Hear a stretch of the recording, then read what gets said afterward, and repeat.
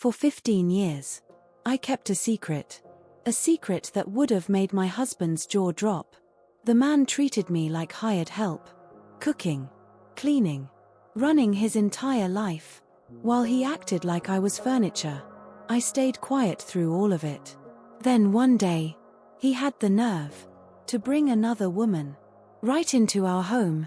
What I did next. Oh honey, buckle up.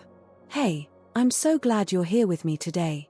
Do me a favor and hit that like button. Stay with me till the very end. And drop your city in the comments. I wanna see just how far this story travels. I never thought a secret could be the very thing that saved my life. But here we are. For 15 years. I lived in a 2-story colonial house in suburban Ohio. I cooked. I cleaned. I did the laundry. I kept that house running like clockwork. Picture perfect housewife, right? That was me, Margaret. My husband Richard didn't know a single thing about the $2 million my grandmother left me when I was 28 years old.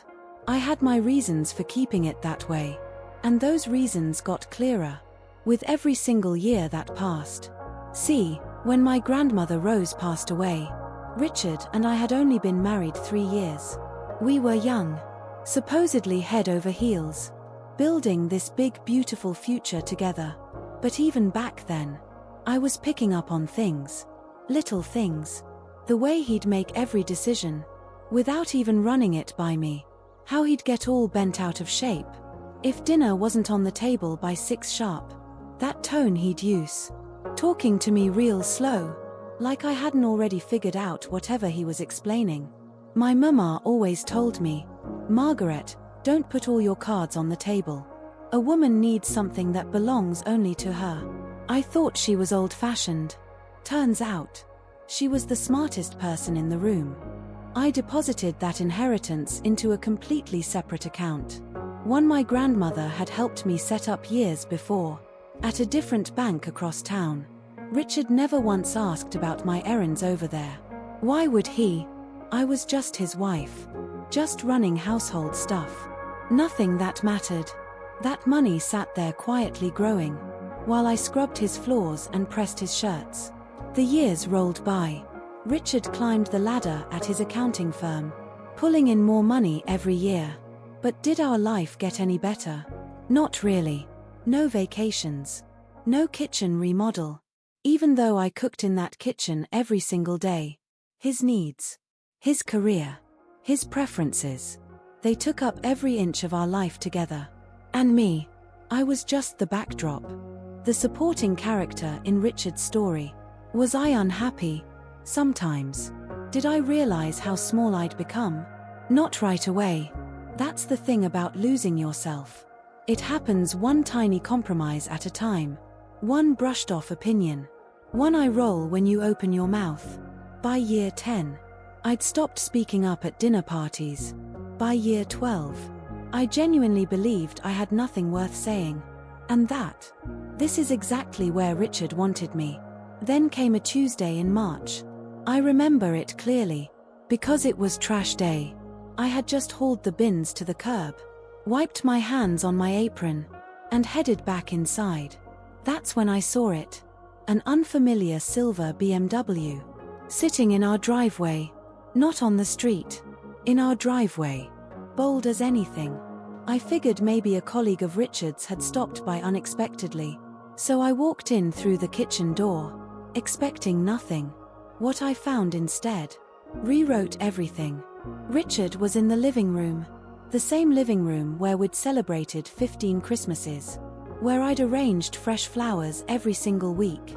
For 15 years. He was standing close to a woman I had never seen before. Maybe 40 years old. Perfectly highlighted hair. A dress that probably cost more than my entire wardrobe. They weren't just talking. They were standing way too close. And Richard had his hand on her waist. In a way, he hadn't touched me in years.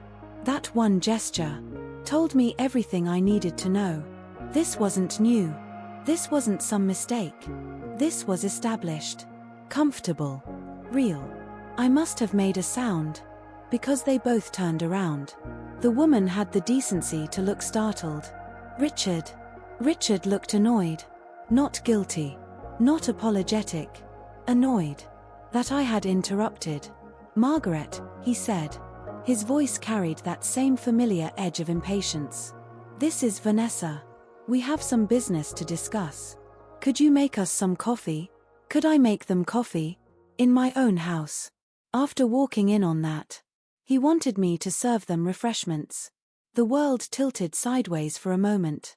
15 years of small humiliations crystallized into one sharp, clear point. I looked at Vanessa. She was smiling.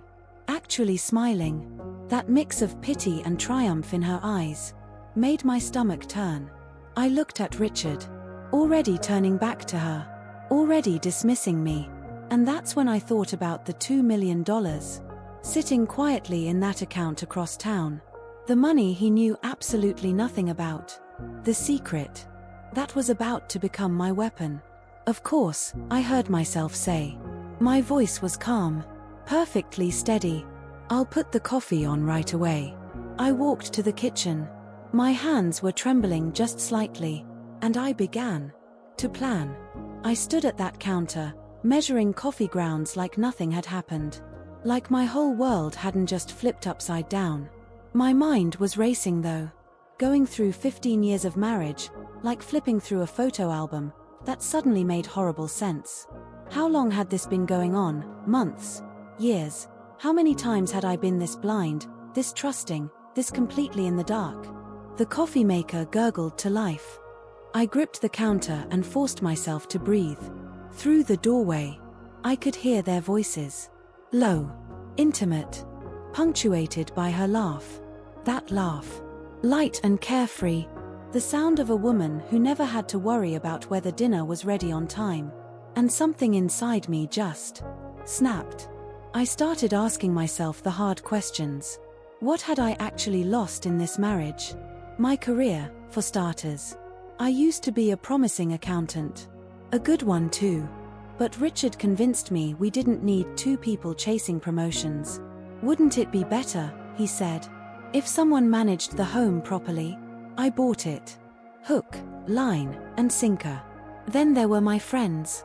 One by one they disappeared.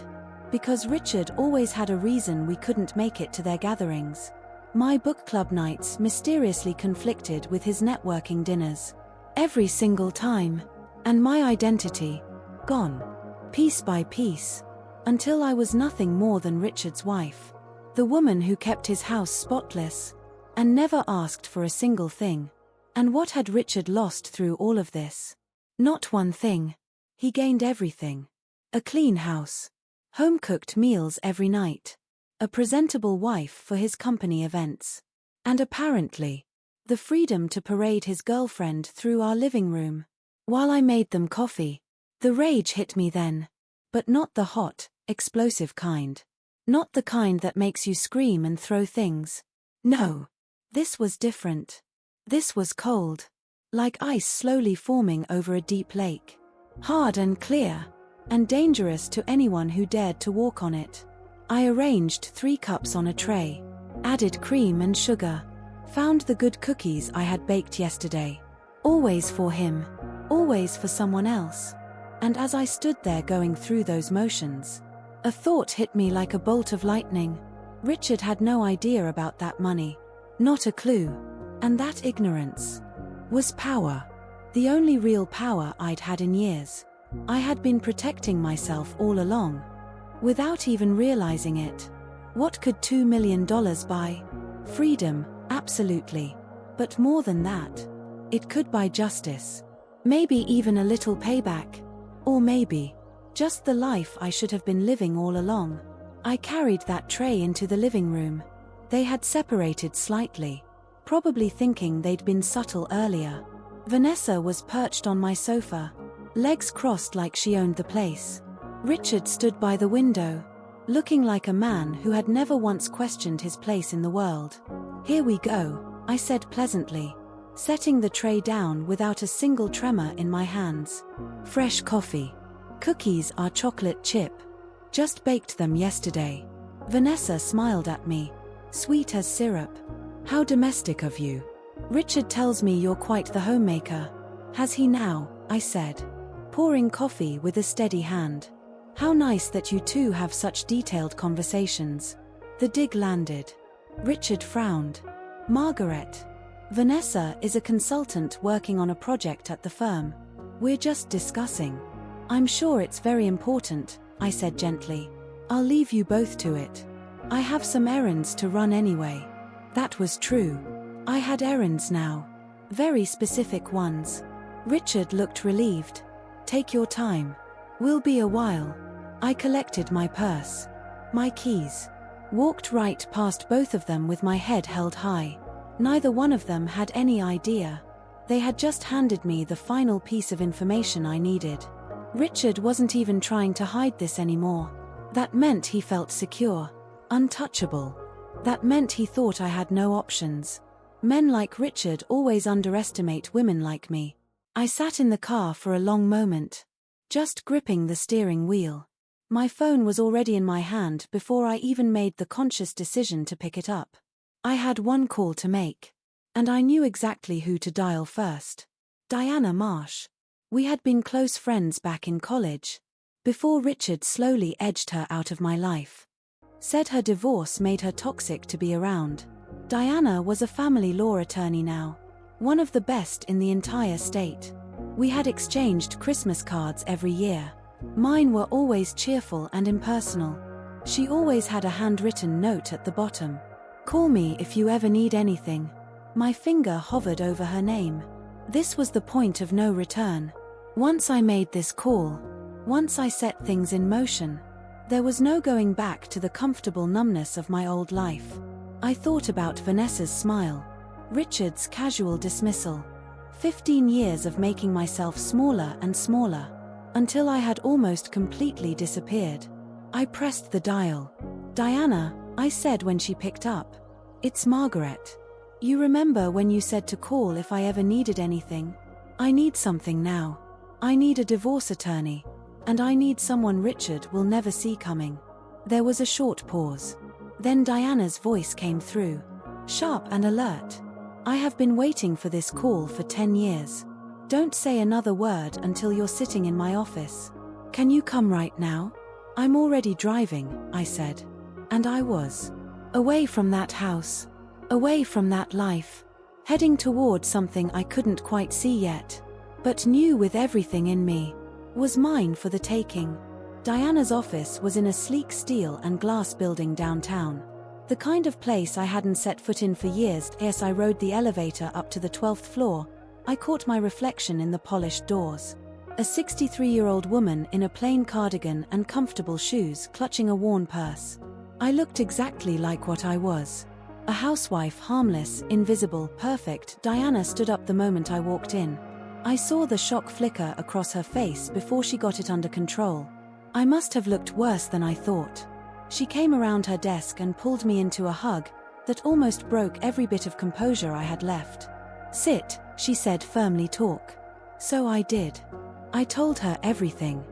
Every year of casual dismissal. The slow erosion of who I used to be.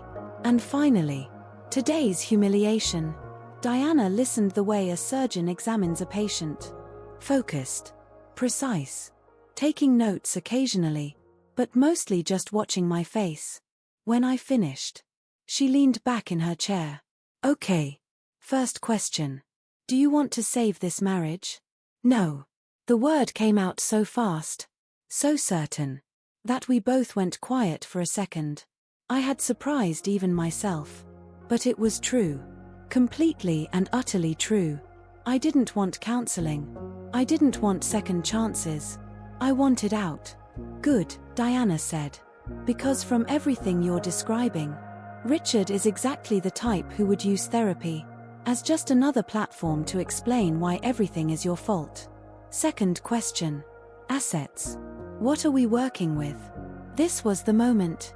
I took a slow breath. Richard thinks we have about $400,000 in combined retirement accounts, and maybe $60,000 in savings. Our house is worth around $550,000, with $300,000 still left on the mortgage. Diana was already calculating, pen moving across the page. So roughly 900,000 in marital assets minus the mortgage. That's not bad. You should expect close to half. Maybe a little more given the length of the marriage and your contributions. She paused mid-sentence. And I have $2 million he doesn't know about, I said quietly. Diana's pen stopped. Dead still. What? My grandmother left it to me 3 years into our marriage. I never told him. It's been sitting in a completely separate account for 15 years. Diana set her pen down very carefully, like she was handling something fragile. Margaret. That's separate property. As long as it was kept completely separate. But 15 years during a marriage. If there's been any mixing of funds. There hasn't been. Not one single penny. Separate account. Separate bank. Never touched. My grandmother set it up specifically to stay that way. She didn't trust Richard. A slow smile spread across Diana's face. Your grandmother was one smart woman. She straightened up in her chair. Okay. This changes everything. With that kind of safety net, we can play serious hardball. But here's the one critical thing. Richard cannot find out about this money until the absolute last possible moment. If he gets wind of it early, he'll claim you hid marital assets, and things get real messy real fast. So what do we do? I asked. Diana pulled out a fresh legal pad. We document everything. Every instance of infidelity we can prove. Every asset he might be hiding. Every single dollar he has spent on this woman. We build a case so airtight that when we finally make our move, he has absolutely nowhere to go. How's your memory? Can you recall specific incidents? I thought about 15 years of keeping my mouth shut. Of noticing everything. And saying nothing. Yes, I said. I can recall. Then start talking. Dates. Times. Details. Everything. We worked for 3 straight hours. Diana's assistant brought coffee and sandwiches. I barely touched either one. I talked until my throat was raw, pulling up memories I had buried deep. Expensive gifts that appeared out of nowhere and then quietly disappeared. Unexplained late nights. Credit card charges to restaurants I had never been to. Diana's expression grew darker with every single detail. He's been careful, she said finally. But not careful enough. Men like Richard get cocky over time. They start believing their wives aren't paying attention. She looked at me. But you were paying attention the whole time. Weren't you, Margaret? Always, I said. I just didn't know yet what I was going to do with it. Here's what happens next, Diana said. You go home. You act completely normal. You play the perfect wife. Meanwhile, I'm going to hire the best private investigator I know. We are going to document every single interaction. Richard has been with this woman. Every hotel. Every dinner. Every gift. Ohio is a no-fault divorce state. But infidelity still matters when it comes to spousal support and asset division. Especially when there's a financial component. Financial component? I asked. If he is spending marital money on her. And I guarantee you he is. That is called dissipation of marital assets. And we can claim every single dollar back in the settlement. Something lit up behind Diana's eyes. And I felt something wake up inside me too. This wasn't just about escaping anymore. This was about making Richard understand that every action has a consequence. How long will this take? I asked. 4 to 6 weeks to gather enough evidence. We need a pattern. Not just one incident. Can you handle being in that house for 6 more weeks? I thought about my grandmother's money sitting safe and untouched. I thought about the future I was already building. With every minute spent in this office. I can handle anything for 6 weeks. Good. Because Margaret. Richard is going to notice something is different about you. People always change once they've made the decision to leave. He might get suspicious. Let him, I said. Suspicious isn't the same as knowing. Diana smiled at that. I am genuinely going to enjoy this case. Now let's talk about what you do. If he confronts you. As she walked me through every strategy and contingency, I felt something I hadn't felt in 15 years. Powerful. Not because I was out to hurt Richard, though I won't pretend that it didn't bring some satisfaction, but because for the first time in a very long time, I was taking control of my own life. I was done being invisible. I was done being the backdrop. And Richard, he had absolutely no idea what was coming for him. The next 2 weeks passed in a strange kind of double reality. On the surface, I was the same Margaret, cooking Richard's breakfast every morning, doing his laundry, keeping up the fiction of our marriage, smiling at the right moments, saying the right things. But underneath all of that, I was someone else entirely. Someone watching, someone documenting, someone preparing. Diana's private investigator was a woman named Kate. Sharp, professional, discreet, worth every single penny of her considerable fee. She followed Richard with the kind of quiet precision that made me glad she was on my side. Her reports landed in my email every 3 days like clockwork. Lunch with Vanessa at an upscale restaurant downtown, entering a hotel at 2 in the afternoon, leaving at 4:30. Shopping at a jewelry store. A bracelet. $4,000. Definitely not for me. I had never once seen it. I saved every single report in a cloud folder Richard couldn't access. I photographed credit card statements the moment they arrived. I kept a small notebook in my glove compartment, recording dates and times, and details. I was building a case, brick by brick, and it was almost satisfying how fast the evidence piled up. But Richard wasn't stupid. On a Thursday evening about 2 weeks in, he came home earlier than usual. I was in the kitchen making dinner, his favorite. He walked in and stood in the doorway, just watching me with an expression I couldn't quite read. "You've been different lately," he said. My hand didn't even flinch as I sliced the mushrooms. Different how? Quieter. More. I don't know. Distant. I allowed myself a small smile he couldn't see. "I'm standing right here, Richard. How much closer could I be?" "That's not what I mean." He moved further into the kitchen. I could feel him behind me. "Too close. You went out that day when Vanessa was here. Where did you go?" "You were gone for 4 hours." So he had been tracking my time. Interesting. "Errands," I said casually. "Dry cleaners. Grocery store. Pharmacy. The usual. And I had lunch with an old friend." "What friend?" His voice had an edge now. "Diana Marsh from college. You remember her?" I felt him go completely still behind me. He remembered her all right. She was the friend he had spent years convincing me was a bad influence. "I thought you two had lost touch. We exchange Christmas cards every year. I thought it would be nice to catch up." I turned to face him. Expression completely calm. "Is there a reason I shouldn't have lunch with an old friend, Richard?"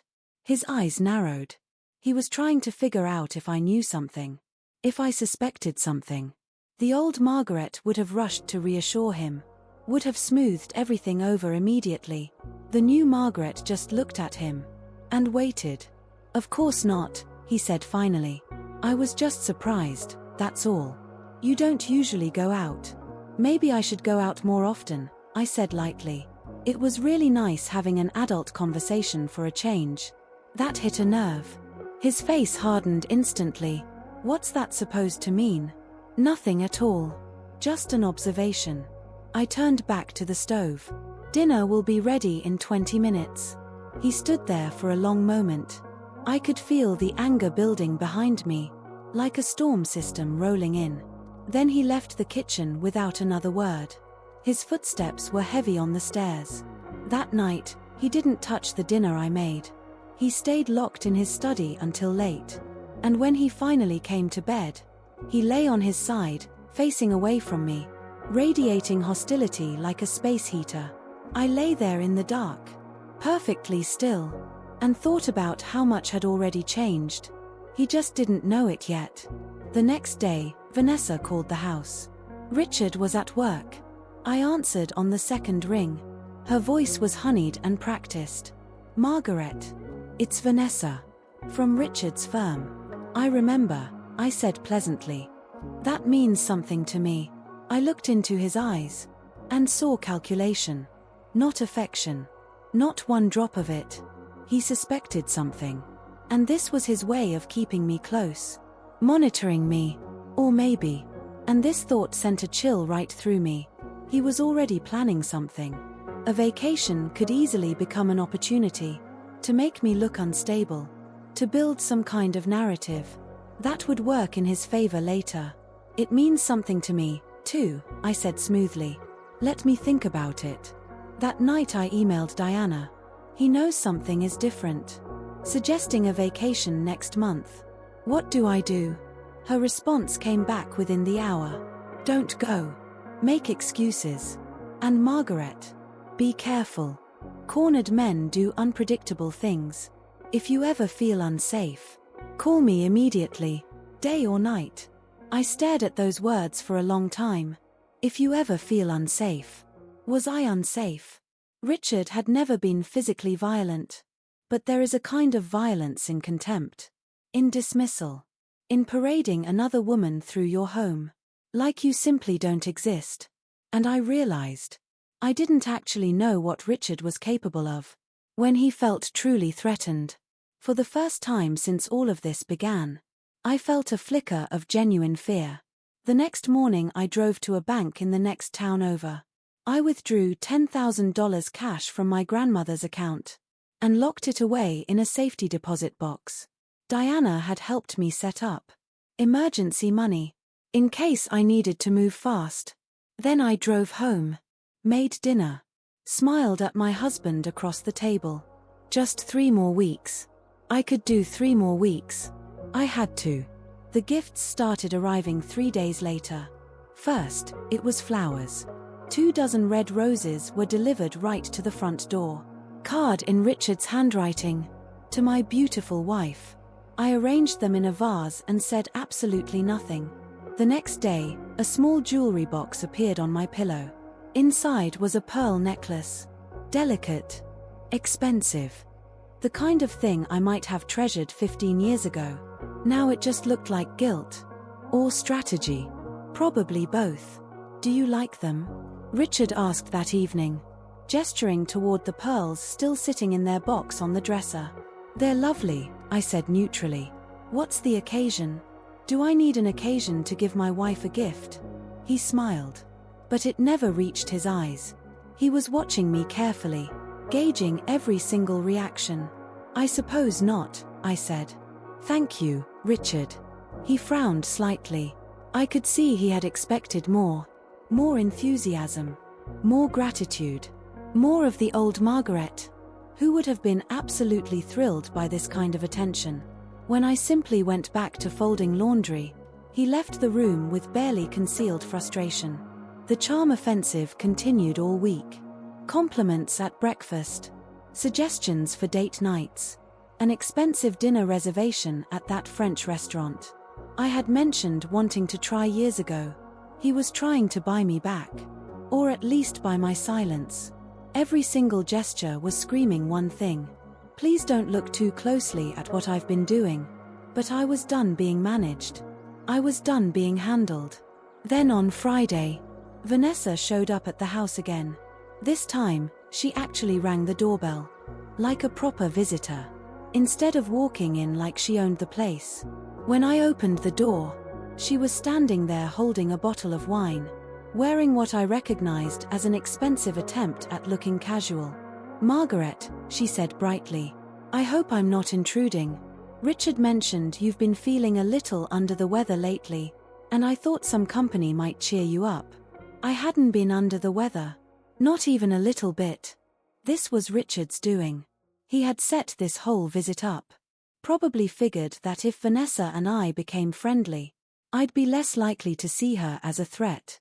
The psychology was almost laughably transparent. How thoughtful, I said warmly. Please come on in. Her confidence faltered just slightly. She had expected resistance. Oh, wonderful. I brought a Pinot Noir. Richard mentioned you enjoy wine. Richard had never once noticed what I liked or didn't like. In 15 years of marriage. But I simply smiled and led her to the living room. Would you like some cheese to go with that? I just picked up a really nice brie. That would be lovely. I left her in the living room and slipped into the kitchen. Pulled out my phone and texted Diana immediately. Vanessa is here playing nicely. This is her audition as the friendly other woman. Diana's response came back fast. Perfect. Let her talk. They always say too much when they think they're winning. I put together a little cheese board.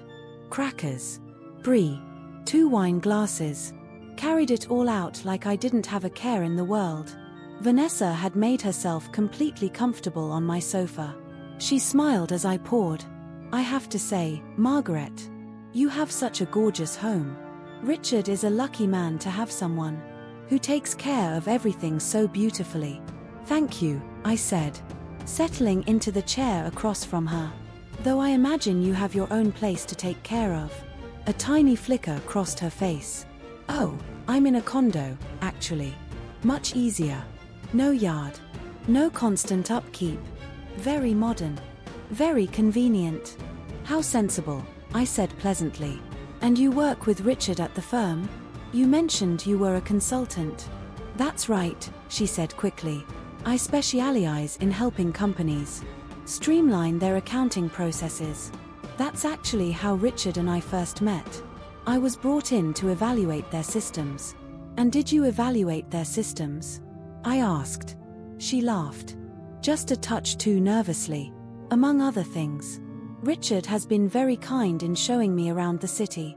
I'm still relatively new to the area. How kind of him, I said, taking a slow sip of wine. He has always been very generous with his time. Especially for work colleagues. We talked for another 20 minutes. A bizarre little dance of pleasantries and hidden meaning. Vanessa was working hard to establish herself as non-threatening. As someone I should simply accept in Richard's life. She dropped in on how much Richard talked about me. How devoted he was. How lucky they both were to have me as such an understanding woman. When she finally stood up to leave, promising we absolutely had to do this again soon, I closed the door behind her and leaned against it. My phone buzzed immediately. Diana. Well, she typed. She called me an understanding woman, I wrote back. They think I'm completely neutered. This is their victory lap. Good. Let them think exactly that. Kate got photos of them at the hotel again today. He is getting sloppy. I walked to the kitchen and poured the rest of Vanessa's wine straight down the sink. The manipulation attempt had been almost insulting. In how obvious it was. Did they really think I was that naive? That I would just befriend my husband's girlfriend, and everyone would go on living happily? In this bizarre little arrangement, I knew women who had done exactly that. Women who accepted far less than they deserved. Because fighting felt too hard. And being alone felt too scary. The old Margaret might have been one of them. But the new Margaret had $2 million. And one of the sharpest attorneys in the state. That evening I drove across town. To the community center where I used to volunteer. Before Richard convinced me I was too busy for outside activities.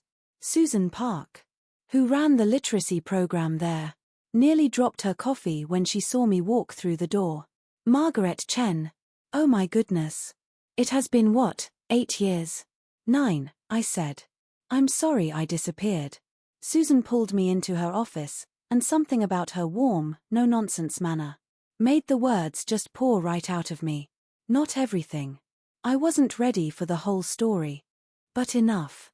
Enough about feeling isolated. Enough about wanting to reconnect with the life I used to have.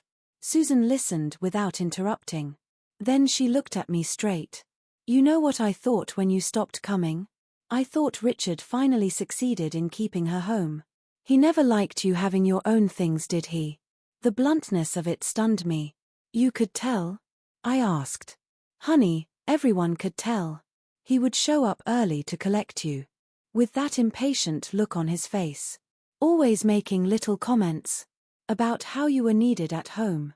It was textbook controlling behavior. But you can't save someone who isn't ready to save themselves. I'm ready now, I said quietly. Susan studied my face for a long moment. Then she squeezed my hand. Good. So what do you need? A legitimate reason to leave the house regularly. Something that looks completely innocent, but gives me the freedom I need right now. She smiled slowly. The literacy program meets on Tuesday and Thursday evenings, 6 to 8. We would absolutely love to have you back. And if you happen to have other appointments, before or after those meetings, well, that is entirely your own business, isn't it? Something loosened in my chest right then. The relief of having a real ally, someone who saw me clearly, and didn't judge me for taking this long to act. Thank you, Susan. Don't thank me yet. Wait until you meet our new students. They are going to work you hard. She paused. Margaret, whatever you are planning, please be careful. Men like Richard do not take kindly to losing control. I'm being very careful, I assured her. But as I drove home that night, I wondered if careful was going to be enough. Richard and Vanessa had shown their hand this week. They wanted me quiet, compliant, willing to look the other way. And when I inevitably wasn't, what exactly were they going to do about it? They came together on a Sunday afternoon, 3 weeks after I had started gathering evidence. I was out in the garden pruning roses, one of the few activities Richard never bothered to interfere with, because he considered it beneath his notice.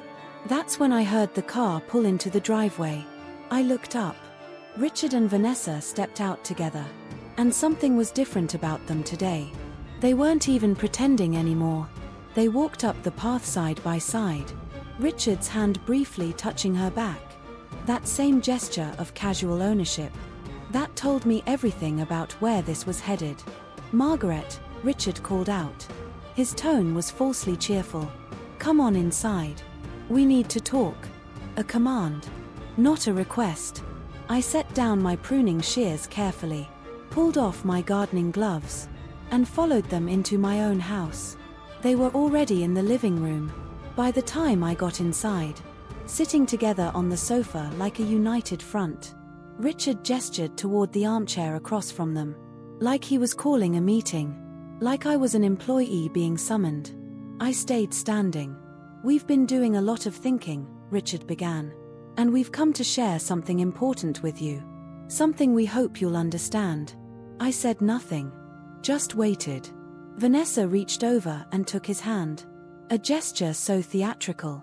I almost laughed out loud. Margaret, I want you to know that neither of us planned for any of this to happen. Richard and I tried to fight what we were feeling. We really did. But sometimes, love is bigger than what society expects of us. Love. She was calling it love. Richard and I want to be together, she continued, her voice dripping with rehearsed compassion. But we also respect you deeply. And we respect everything you have built here. The last thing either of us wants is for anyone to get hurt unnecessarily. How considerate, I said flatly. Richard leaned forward. Margaret, you are a good woman. You have been a good wife. But we both know this marriage has been running on empty for years now. We have grown apart. This does not have to get ugly or difficult. We are adults. We can handle this like adults. Handle what exactly? I asked. A divorce, he said. An amicable, civilized divorce. You can stay in the house for now. We will work out all the details together. I will make sure you are taken care of financially. You won't have to worry about a thing. How generous, I said. Vanessa jumped back in. We could even stay friends, Margaret. I know that might sound strange right now, but I have genuinely grown quite fond of you. You are such a gracious woman. I would hate for this situation to create any unnecessary hostility between us. The audacity of it was absolutely breathtaking. They were standing there, asking me to step aside gracefully, to make their affair comfortable and convenient, to put their feelings above my own dignity, to smile and nod and disappear quietly, so they could ride off into the sunset. without a single consequence. And if I don't agree to this amicable arrangement? I asked. Richard's expression hardened immediately. Then things could get very complicated. Very drawn out. Very public. You really want everyone at your church, at your volunteer organizations, knowing your personal business, knowing your husband left you? There it was. The threat is hiding underneath all that fake kindness. Vanessa chimed in right on cue. Her friendly mask slips just slightly. Divorce can be incredibly expensive for everyone involved, Margaret. Legal fees. Asset division. It could eat through everything you've saved. Wouldn't it just be so much smarter to handle this quietly between all of us? You would keep the house. A reasonable monthly support payment. You could live very comfortably. They had planned this out. Every single word of it. Probably with their own attorney already lined up. They wanted me to accept a quick settlement. Before I could mount any kind of real defense. To walk away with whatever scraps they decided were fair. While Richard kept the bulk of everything. And his precious reputation stayed perfectly intact. I looked at both of them. Richard with that entitled smirk. Vanessa, with her carefully calculated sympathy. And I felt something settle over me. Like a coat of armor. Cold. Solid. Unbreakable. No, I said simply. Richard blinked. No. I will not make this easy for you. No. I will not step aside gracefully. No. I will not accept whatever arrangement the two of you have decided is fair. I smiled. And I watched both of them flinch. If you want a divorce, Richard, you can absolutely have one. But it will happen on my terms. Not yours. He was on his feet instantly. Anger replaces every trace of that false pleasantness. Margaret, don't be stupid about this. You have no idea what you are dealing with. I know every single asset we own. Every account. Every investment. I have been managing our finances for 15 years. You think you can actually challenge me? You don't even know what we're worth. Don't I? I said softly. Something in my tone made him go very still. Vanessa was watching me now with narrowed eyes. Her friendly act completely gone. What have you done? Richard demanded. Nothing yet, I said. But I will. You want a war, Richard? You'll get one. And when it's all over, you are going to wish you had treated me a whole lot better. Over the last 15 years. You're threatening me? He stepped closer, using his height to try to intimidate me. You think you can threaten me? I will destroy you in court. I will prove you are unstable and vindictive. I will make sure you walk away with absolutely nothing. Get out of my house, I said clearly. This is my house, he shouted. Actually, I said. It is marital property, which means half of it belongs to me. And right now I am asking you to leave. Or would you prefer I call the police? And let them know you are harassing me. In my own home? Vanessa grabbed his arm. Richard, let's go. This is not productive. But he was too far gone now. Too shocked that I had actually stood up to him. You are going to regret this, Margaret. I handed you an easy way out. And you threw it right back in my face. Fine. We do this the hard way. But don't come crying to me when you're living in some cheap apartment because you couldn't afford a decent lawyer. He stormed out. Vanessa hurried after him. I watched through the window as they got into the car. Richard gesturing wildly. Vanessa trying to talk him down.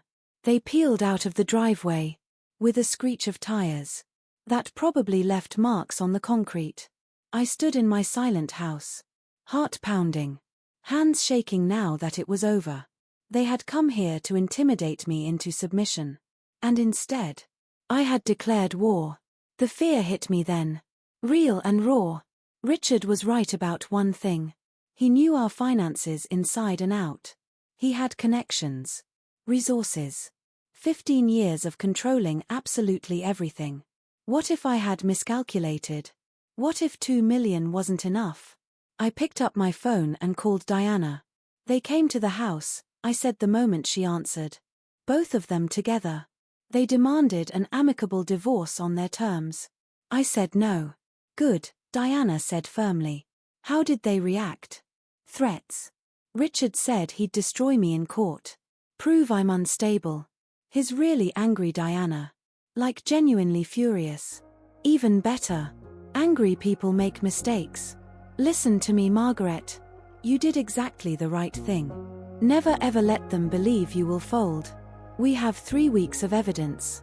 And it is absolutely damning. Kate has photographed them.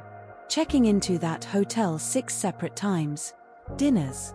Shopping trips. The whole thing. He has spent over $30,000 of marital funds on this affair. $30,000? I felt sick. 30,000 we can prove. Probably more. And here is the beautiful part. Every single dollar he spent on her is a dollar he owes you back in the settlement. We are filing next week. Next week. My voice shook. You said 4 to 6 weeks. I did. But Richard just showed his hand. He is planning to file first. Probably the first thing tomorrow morning. To get ahead of you. We need to beat him to it. Can you be in my office tomorrow at 9? Yes. Bring everything. Every document. Every bank statement. Every piece of information you have. We are going scorched earth on this one. Margaret. By the time we are done, Richard is going to regret every single cruelty. Every dismissal. Every time he made you feel like you were nothing. After we hung up, I walked slowly through the house, looking at 15 years of my life, spread out across every room. Photos on the walls of a marriage that had died a long time ago. Furniture I had carefully chosen, trying to make this place feel like a real home. The kitchen where I had cooked thousands and thousands of meals. For a man who had never once thanked me. Tomorrow, everything would change. I wasn't afraid anymore. I was ready. Monday morning. The courthouse was buzzing with the ordinary machinery of justice. People fighting over parking tickets, custody arrangements, small claims. The everyday business of people's lives is falling apart and getting put back together. Diana and I had a 9 o'clock appointment with the clerk's office. By 9:15, my divorce petition was officially filed. Richard had no idea. He was at work right now, probably planning his own filing, confident as ever that he would control this process, the same way he had controlled everything else. But I had beaten him to it, and the advantage was now mine. He will be served at his office this afternoon, Diana said as we walked out of the courthouse, into the cool morning air. I have arranged for a process server who specializes in workplace delivery, meaning everyone will see it happen, I said. She smiled. Maximum visibility. You are enjoying this, I observed. Immensely, she admitted without a trace of apology. I have spent 20 years watching men like Richard run right over good women. It is deeply satisfying when one of you finally decides to fight back. My phone rang at 2:47 that afternoon. Richard's name lit up the screen. I let it ring through to voicemail. He called again immediately. Then again. By the 4th call I answered. What in the world have you done? His voice was so loud. I had to hold the phone away from my ear. I filed for divorce, Richard. I thought that was what you wanted. Wasn't that what yesterday was all about? You had me served at work. At my office. Do you have any idea how humiliating that was? My partners saw everything. Humiliating. I let that word sit in the air for a moment. Humiliating, I repeated slowly. Like having your girlfriend sitting on our sofa, while I served the two of you coffee, in my own home. That kind of humiliating. Dead silence. Then. We need to talk right now. I'm coming home. I won't be there, I said calmly. I'm staying with a friend for a few days. Your attorney can contact Diana Marsh to arrange property access times. Diana Marsh. That woman is filling your head with poison, Margaret. My attorney, I continued without missing a beat. We will also be sending your attorney full documentation of your affair. Photographs, credit card receipts, a complete accounting of every dollar of marital funds you spent on Vanessa. We are seeking full reimbursement, plus additional compensation. Another silence. Longer this time. When he spoke again, his voice had completely changed. Lower. More controlled. Dangerous. You have been spying on me. I have been protecting my interests. There is a difference. You vindictive little. I offered you a clean exit, and you threw it right back in my face. After everything I hung up. My hands were shaking, but with adrenaline, not fear. Diana had warned me this call was coming, had coached me on exactly how to handle it. Stay calm. Say only what needs to be said. Don't engage. Don't defend. Don't apologize. I had done all three. The second call came about an hour later, from a number I didn't recognize. Against my better judgment, I answered. Mrs. Chen. My name is Martin Foster. I am an attorney representing your husband. In the matter of your divorce, you should direct all communication to my attorney, Diana Marsh, I said immediately. Of course. But I wanted to reach out personally. Person to person. I understand emotions are running high right now, but perhaps we could arrange a quiet meeting to discuss settlement terms before this becomes unnecessarily adversarial. We are past that point, Mr. Foster. Mrs. Chen. I will be completely frank with you. Your attorney has a reputation for being extremely aggressive. These cases can drag on for years and cost both parties enormous sums of money. My client is prepared to be very generous. If we can resolve this quickly and quietly. How generous? I asked, curious to hear exactly what they thought I was worth. The house, of course. $200,000 cash. And $1,500 a month in support. For 5 years. I did the math in my head. The house minus the mortgage. $250,000. $200,000 cash. $90,000 in support over 5 years. Just under $500,000 total. When the marital estate was worth at least $900,000. They were offering me roughly half of what I was actually entitled to, and they thought I would jump at it. Tell Richard the First will see him in court, I said, and hung up. The real confrontation came on Friday, the first settlement conference. We sat across from each other in a conference room at Diana's firm. Richard and his attorney, Martin Foster, on one side. Diana and I, on the other. It was the first time Richard and I had been in the same room since the day I filed. The hatred in his eyes when I walked through that door was something I will never forget. But I held his gaze, and I did not look away. Let's try to keep things civil, Martin began. Diana opened her briefcase. Absolutely. Let's start with this. She slid a thick folder across the table toward Richard and his attorney. Photographic evidence of Mr. Chen's affair with Vanessa Wright, including dates, times, and locations of their encounters over a 3-month period. Richard's face went white as Martin opened the folder.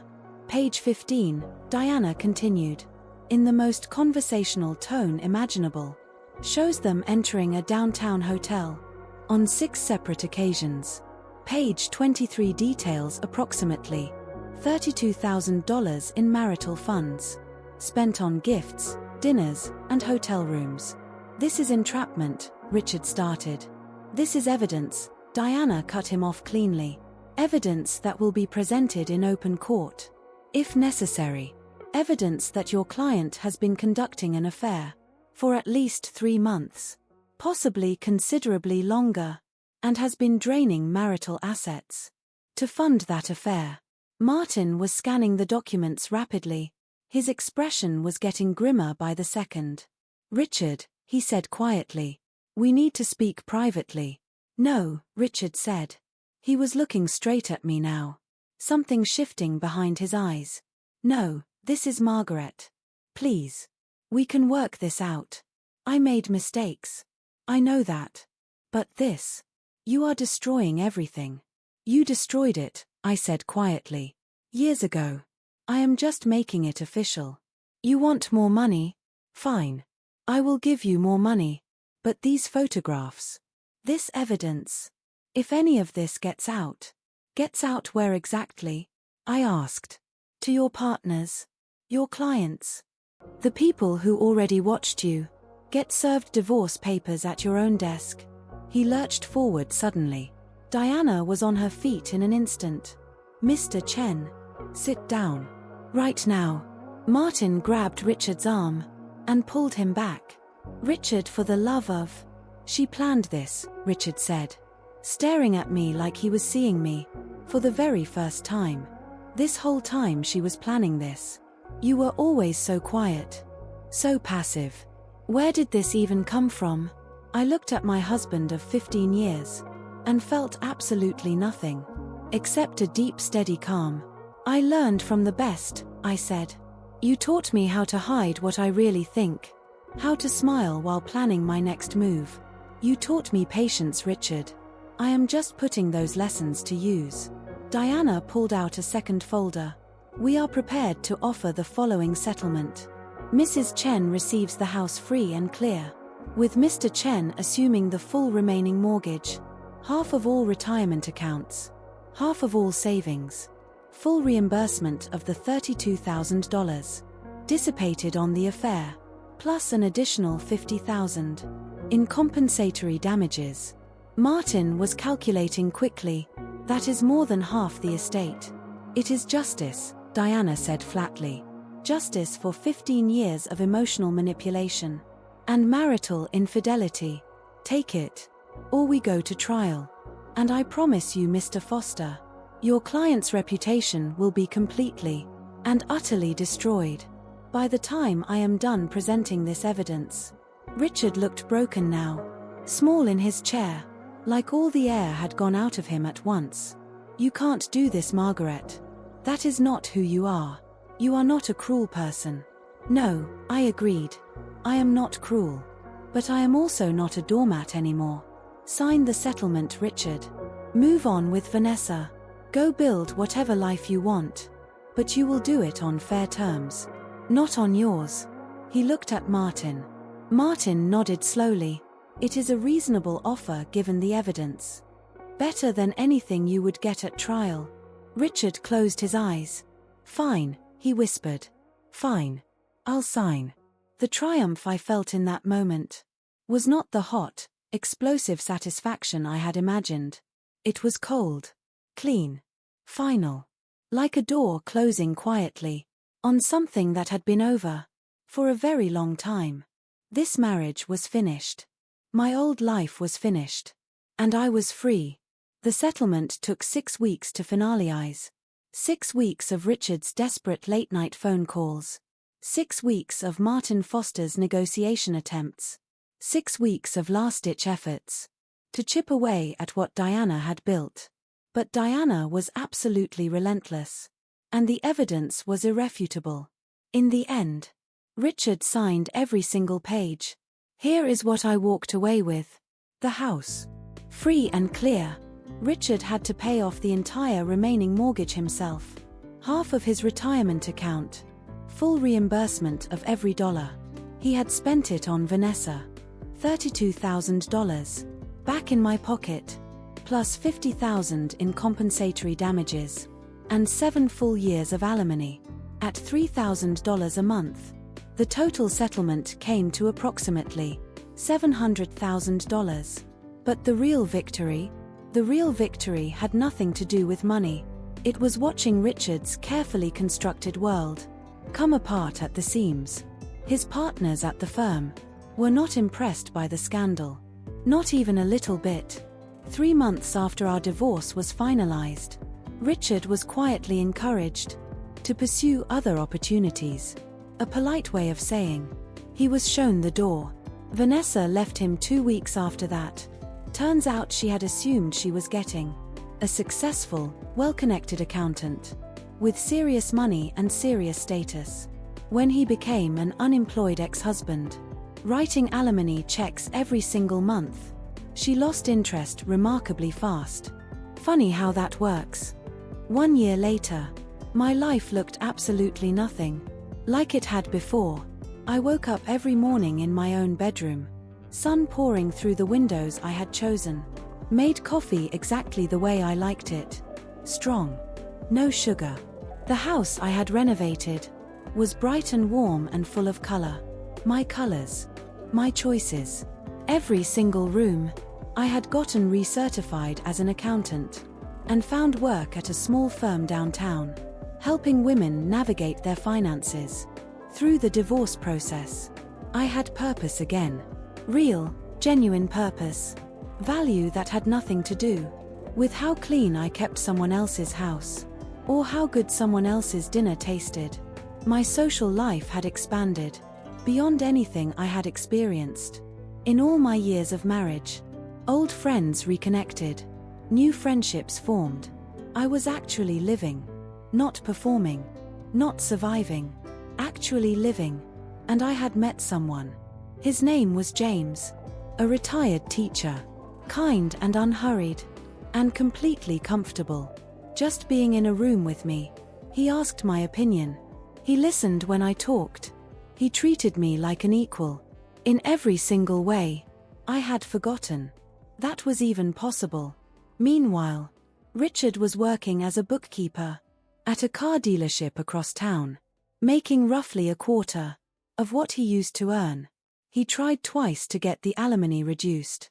The judge denied him both times, said he had created his own circumstances through his own choices. And Vanessa, last I heard, she was engaged to a doctor, living the exact life she had always wanted, just with someone else footing the bill. Some people never change. Diana took me to lunch. About a year after everything had settled, we sat outside at a little cafe downtown on a warm spring afternoon, and she looked at me across the table with this quiet, satisfied smile. "How does it feel?" she asked. Knowing they both ended up exactly where they deserved to be. I thought about that for a moment. Like justice, I said.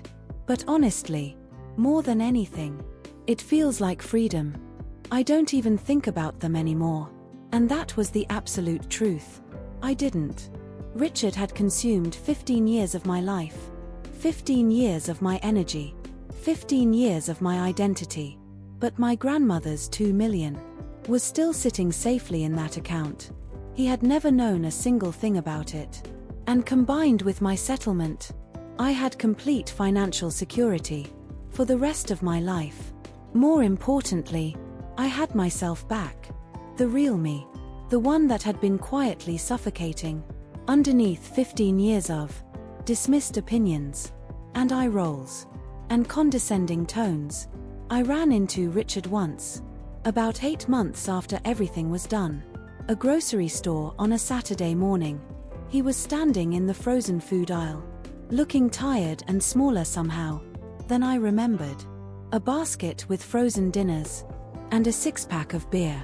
He saw me, too. His mouth opened, like he wanted to say something. I turned and walked away. That evening, I sat in my renovated living room, glass of wine in hand, reviewing a case file for work. Soft music is playing in the background. My music. My playlist.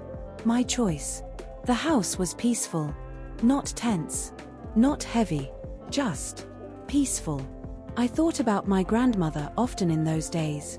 She had known I would need that money, not just as financial security, but as the foundation for courage. As the thing that reminded me I had options. Even when I had forgotten, she had trusted me with it. Before I had trusted myself. I was 64 years old. And I had never been happier in my entire life. The rest of my days were mine. Completely and entirely mine. And I intended to live every single one of them on my own terms. So what did I take away from all of this? That secrets can be power.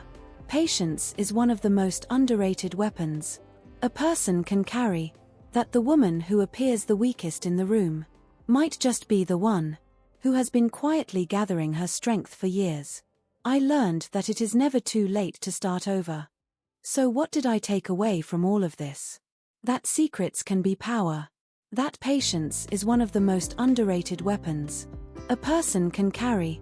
That the woman who looks the weakest in the room might just be the one who has been quietly gathering her strength for years. I learned that it is never too late to start over. Never too far gone to reclaim who you really are. Never too broken to build something beautiful from the pieces. But mostly, I learned this.